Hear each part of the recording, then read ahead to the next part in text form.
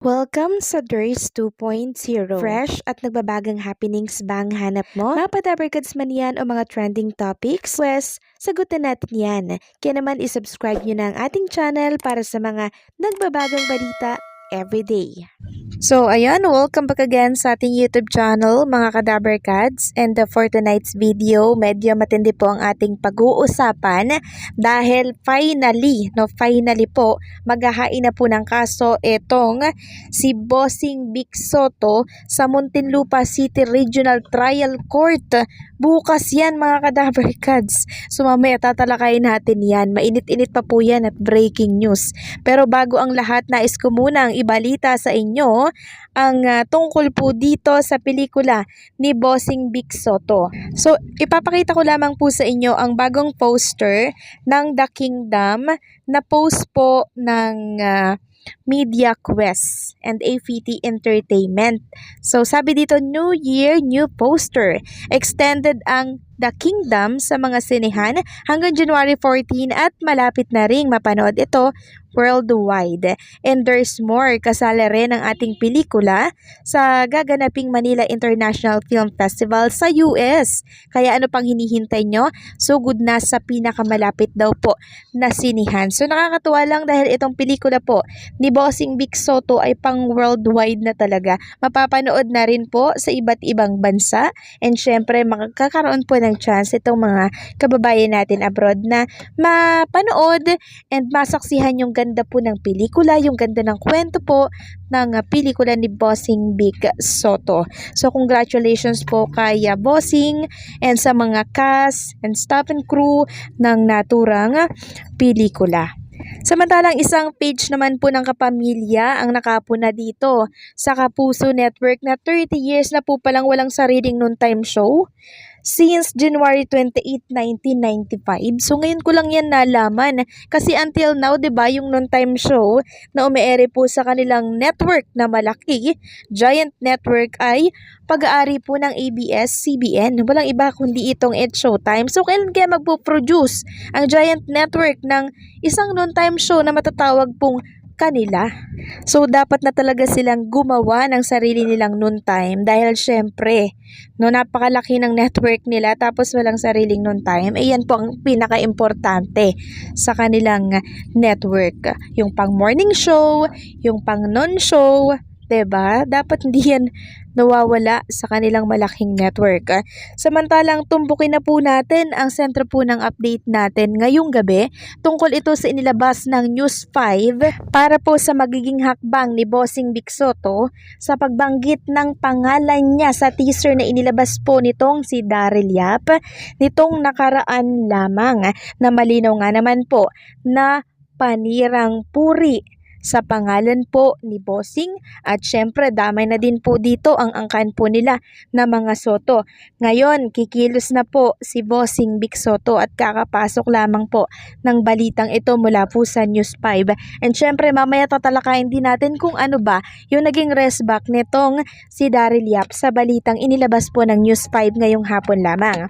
So narito po ang balita ng News 5. Sabi dito, maghahain ng reklamo ang actor TV host na si Vic Sotto laban sa direktor na si Daryl Yap. Kaugnay ito ng pelikula ni Yap tungkol sa yumang aktres na si Pepsi Paloma. Ihahain daw po ang reklamo sa Muntinlupa City Regional Trial Court sa January 9. Ayon po yan sa legal counsel ni Sotto.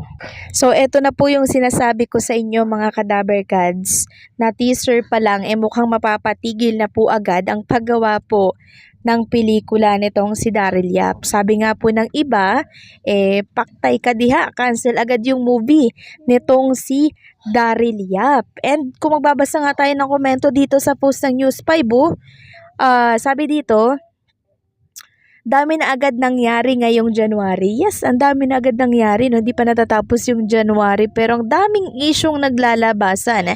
Sabi pa ng isa dito, dapat lang maghain din paninirayan kasi sa Pinas pera-pera lang. yang kaya pumayag pamilya di sila kinilabutan, patay na pagkakakitaan pa. Kung sila kasi pag may konsyensya tao, sana gang ngayon hindi maganda buhay, may karma kasi yan.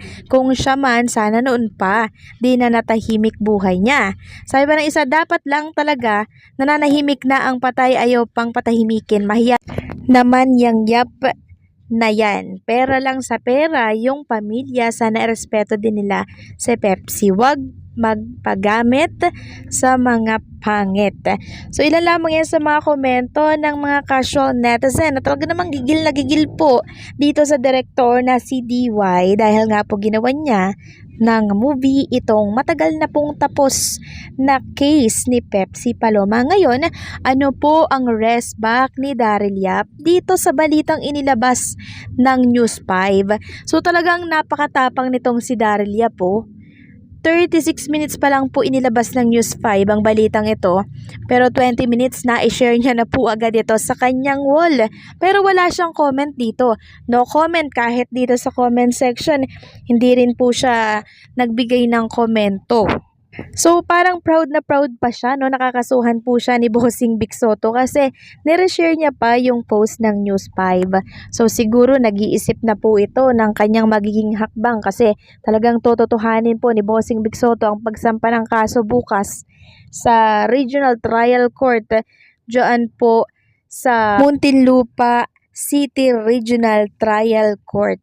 Bukas po yan and for sure talaga namang marami na namang media ang mag-aabang po sa Muntinlupa City Regional Trial Court para syempre makuha po yung panig ni Bossing Vic Soto tungkol dito sa pelikula po na binubuo nitong si Daryl Yap. So sabi ko naman po sa inyo iba pong kumilo si Bossing Vic Soto, tahimik lang po yan, hindi po yan magdadadada katulad ng iba. Iba talaga mag-isip pag tahimik yung tao. Ibig sabihin malalim po yan. Hindi natin maaaro kung ano yung plano niya. Unlike doon sa napakaingay na wala naman pong laman. So matinding bakbakan po ito mga Kadaver Gods and sigurado ipapatigil na po yaang pelikulang yan agad-agad. Siguradong cancel na po agad yan. Or pwede ring mag-public apology din itong si Daryl Yap dahil hindi po basta yung kanyang ginawang paninirang puri dito kay Bossing Vic Soto kasi tapos na po yung kaso na yan, na-dismiss na po yan sa korte. Pero bakit bubuhayin niya pa po ito ulit? So dalawa lang po ang bilang yan, mapapatigil yung movie or magpa-public apology siya. Yan lang po ang mangyayari dyan. And pwede rin na magreklamo din siya, 'di ba? So hindi natin alam yung mga mangyayari. Abangan na lang po natin bukas mga Kadaver Gods yang mainit na usaping yan tungkol po sa Pepsi Paloma case. So ano po ang masasabi ninyo dito mga Kadaver Gods? Maraming salamat po sa patuloy na pagsuporta. Don't forget to like, share, comment po and mag-subscribe.